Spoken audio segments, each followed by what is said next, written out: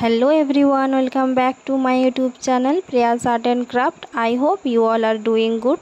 তো আমি যেহেতু আমার এই চ্যানেলে পুজো স্পেশাল সিরিজ শুরু করেছি, তো সেই সিরিজেরই আজকে 7 নম্বর ভিডিও। এর আগেও তো আমি হ্যান্ডমেড জুয়েলারি, ফেব্রিক পেন্টিং এবং হোম ডেকোর আইটেম তৈরি করার অনেক ভিডিও আমার এই চ্যানেলে আপলোড করেছি। তোমরা যদি কেউ সেগুলো মিস করে গিয়ে থাকো, অবশ্যই আমার চ্যানেলে গিয়ে সেগুলোকে চেক আউট করে নিতে পারো। আজকে আমি এই দুটো হ্যান্ডমেড জুয়েলারি তোমরা কিভাবে বাড়িতে বানাতে পারবে তার ভিডিওই তোমাদের সাথে শেয়ার করব। তো ফার্স্টের এই জুয়েলারিটা বানানোর জন্য আমি প্রথমে ক্লেটাকে রেডি করে নিয়েছি। এরপর একটা প্লাস্টিক শিটের উপরে ট্যালকাম পাউডার ছিটিয়ে নিয়ে ক্লেটাকে এইভাবে একটা রোলারের সাহায্যে রোল করে নিয়েছি। তারপর এরকম একটা ঢাকনার সাহায্যে রাউন্ড শেপের এরকম কাট করে নিয়েছি একটা সার্কেল। এরপরে আমি গ্লুয়ের সাহায্যে এটাকে যে শেপটা দেব সেই শেপেই কিন্তু গ্লুটা অ্যাপ্লাই করে নিচ্ছি। এরপরে আমি যে মোল্ডেড ক্লেটা রয়েছে ওইটাকে একটু রোল করে নিয়েছিলাম এভাবে, তারপরে গ্লুটার উপরে এটা বসিয়ে নিচ্ছি। ক্লেটা যেহেতু স্টিকি হয়, তাই তোমরা ক্লে নিয়ে যখন কাজ করবে তখন কিন্তু অবশ্যই হাতে একটু ট্যালকাম পাউডার লাগিয়ে নেবে, এতে হাতে কিন্তু ক্লেটা আটকাবে না। ফার্স্টের সার্কেলটা আমি যেভাবে বানিয়েছি ঠিক সেইভাবেই কিন্তু আরও দুটো সার্কেল এখানে আমি বানিয়ে নেব। এখানে কিন্তু আমি যে ক্লেটা ইউজ করছি ফেভিক্রিলের মোল্ডেড ক্লে, এতে কিন্তু দুটো পার্ট থাকে, রেজিন এবং হার্ডনার। ইকুয়াল কোয়ান্টিটিতে নিয়ে দুটোকে মিক্স করে ক্লেটা রেডি করতে হয়। তোমরা কিন্তু একসাথে কখনোই দুটো পার্টকে পুরোপুরি মিক্স করবে না, এতে কিছুক্ষণ পরেই ক্লেটা হার্ড হয়ে যাবে। তাই আমি তোমাদেরকে সাজেস্ট করব যতটা তোমাদের প্রয়োজন ঠিক ততটাই কিন্তু মিক্স করবে। এরপরে আবার প্রয়োজন হলে সেম প্রসেস ফলো করবে। তো এই যে দেখছো আমার সার্কেলগুলো কমপ্লিট হয়ে গেছে। এবার সাইড থেকে আমি একটু ফিনিশিং দেওয়ার জন্য ট্যালকাম পাউডার নিয়ে হাতের সাহায্যে ভালোভাবে এরকম করে নিয়েছি। এরপরে আরও যে এক্সট্রা পার্ট একটু বেরিয়েছিল সেগুলো একটু নাইফের সাহায্যে আমি কেটে নিয়ে এরপর সাইড দিক থেকে আবার নাইফটার সাহায্যে ভালোভাবে শেপটা দিয়ে দিয়েছি। এরপরে আবার কিছুটা পরিমাণ ক্লে নিয়ে এইভাবে আমি রোল করে নিয়ে সার্কেলটার চারদিকে এইভাবে লাগিয়ে দেব। আমি 3টে সার্কেলে কিন্তু এই সেম প্রসেস ফলো করব। এতক্ষণে কিন্তু ক্লেটা যেহেতু একটু হার্ড হয়ে গেছিলো, তো আমি কিন্তু এটা করার জন্য গ্লু ইউজ করেছি। এরপর যখন এগুলো আমার টোটালি কমপ্লিট হয়ে যাবে তখন কিন্তু আমি এটাকে পুরোপুরিভাবে শুকনো হতে দেব। ক্লে নিয়ে কাজ করার সময় কিন্তু এটা মাথায় রাখতে হবে, সব সময় ক্লেটাকে ভালোভাবে শুকনো হতে দিতে হবে। শুকনো হওয়ার পরে কিন্তু আমি এখানে বেস কোট অ্যাপ্লাই করে নেব। আচ্ছা, এখানে কিন্তু আমি একটা ব্রাশের সাহায্যে প্রত্যেকটা সার্কেলে এইভাবে দুটো করে হোল করে নেব। আর তোমরা নিশ্চয়ই লক্ষ্য করলে হোলটা করার আগে কিন্তু আমি ব্রাশটাতে একটু ট্যালকাম পাউডার লাগিয়েছি, এতে কি হবে ব্রাশটাতে কিন্তু ক্লে লেগে যাবে না। এরপর আমি বেস কোটটা অ্যাপ্লাই করে নিয়েছি এখানে। তারপর এটা শুকনো হওয়ার পরে একে একে কালার করা শুরু করব। তো বেস কোটার জন্য কিন্তু আমি এখানে জেসো অ্যাপ্লাই করেছি, তোমরা যে কোনো হোয়াইট বেস ইউজ করতে পারো। তো এখানে কিন্তু আমি লেমন ইয়েলো কালারটা এই ভিতরটাতে চারিদিকে ভালোভাবে অ্যাপ্লাই করে নিচ্ছি। এটা যখন টোটালি কমপ্লিট হয়ে যাবে তখন কিন্তু আমি মাঝের অংশটাতে রেড কালার দিয়ে এইভাবে কালার করে নিচ্ছি। আর সাইডের যে সার্কেলটা রয়েছে সেখানেও সেম আমি রেড কালার দিয়ে কালার করে নেব।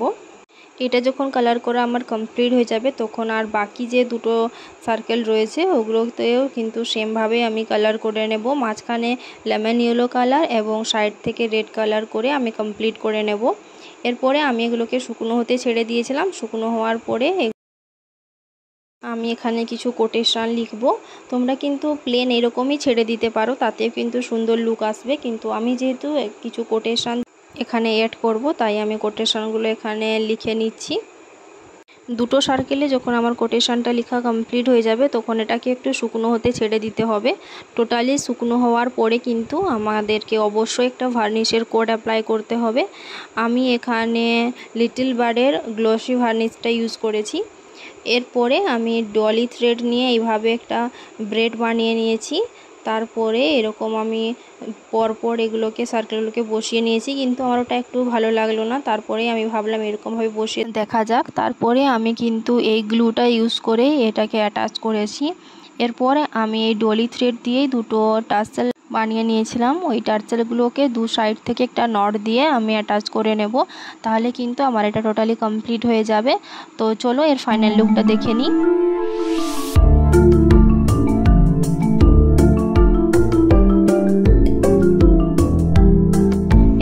সেকেন্ড যে নেক পিসটা রয়েছে ওইটার জন্য আমি সেমভাবেই সার্কেলটাকে রেডি করে নিয়েছি। আর এর সাইডে যেটা দেখছো সেটা কিন্তু আমি এই ক্লে দিয়ে রোল করে দুটো রোলকে কিন্তু পেঁচিয়ে নিয়ে এভাবে সাইড থেকে গ্লুয়ের সাহায্যে আটকে দিয়ে এটা রেডি করেছি। তো এই পার্টটা কিন্তু জানি না কিভাবে আমার কাছ থেকে ডিলিট হয়ে গেছে, তো আমি ওটা তোমাদের সাথে শেয়ার করতে পারলাম না। নেক্সট কোনো ভিডিওতে যদি আমি এরকম কিছু করি অবশ্যই তোমাদের সাথে শেয়ার করব। তো এরপর সেমভাবে কিন্তু একটা বেস কোট অ্যাপ্লাই করেছি। তারপর যখন ওটা ড্রাই হয়ে গেছে তারপরে আমি কিন্তু কালার অ্যাপ্লাই করব।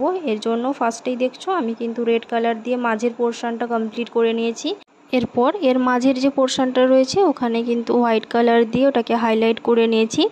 এরপর বর্ডারের জন্য আমি এখানে রেড কালারটা ইউজ করেছি। টোটালটা যখন আমার কালার করা কমপ্লিট হয়ে যাবে তখন কিন্তু আমি এটাকে ড্রাই হতে রেখে দেব। আর এই নেক পিসটা বানানোর জন্য কিন্তু আমি কিছু বিটস ইউজ করেছি, আর ওই বিটসগুলো কিন্তু আমি ক্লের সাহায্যেই বাড়িতেই রেডি করেছি। তোমরা যদি তার প্রসেস জানতে চাও তাহলে কিন্তু অবশ্যই আমাকে কমেন্ট করে জানাও। আমি যে বিটসগুলোকে এখানে অ্যাপ্লাই করব সেগুলোকেও কিন্তু আমি কালার করে নেব, কিন্তু তার ফার্স্টে কিন্তু আমি ওগুলোতেও একটা বেস কোট অ্যাপ্লাই করে নিয়েছি। অর্থাৎ আমি এখানে কিন্তু জেসো অ্যাপ্লাই করেছি, তোমরা যে কোনো হোয়াইট কালারের বেস কোট অ্যাপ্লাই করতে পারো। তারপরে কিন্তু আমি এগুলোতেও কিন্তু একে একে কালার করে নেব।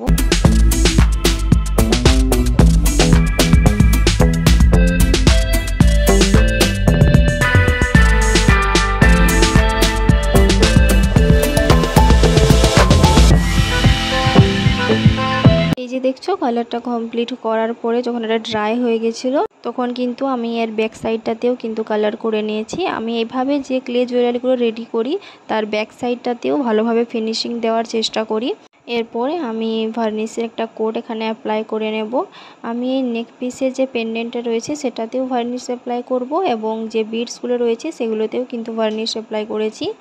এরপর একটা ডলির থ্রেড দিয়ে টাসেল আমি রেডি করে নিয়েছি। এখন কিন্তু এই টাসেলের মধ্য দিয়ে সমস্ত বিটসগুলোকে একে একে আমি দিয়ে নেব। এর জন্য ফার্স্টে আমি হোয়াইট কালার, তারপরে রেড, তারপরে আরেকটা হোয়াইট কালারের বিটস ইউজ করেছি। এখানে কিন্তু আমি এই টাসেলটার মধ্য দিয়ে বিটসগুলোকে ইনসার্ট করার জন্য এরকম একটা সরু ওয়্যার ইউজ করেছি। এরপর আমি সেমভাবে দুটো টার্সেল রেডি করে নেব এবং এর ব্যাক সাইডে গ্লুয়ের সাহায্যে কিন্তু এই টার্সেলগুলোকে অ্যাটাচ করে নেব। তাহলে কিন্তু আমার এই জুয়েলারিটাও কমপ্লিট হয়ে যাবে।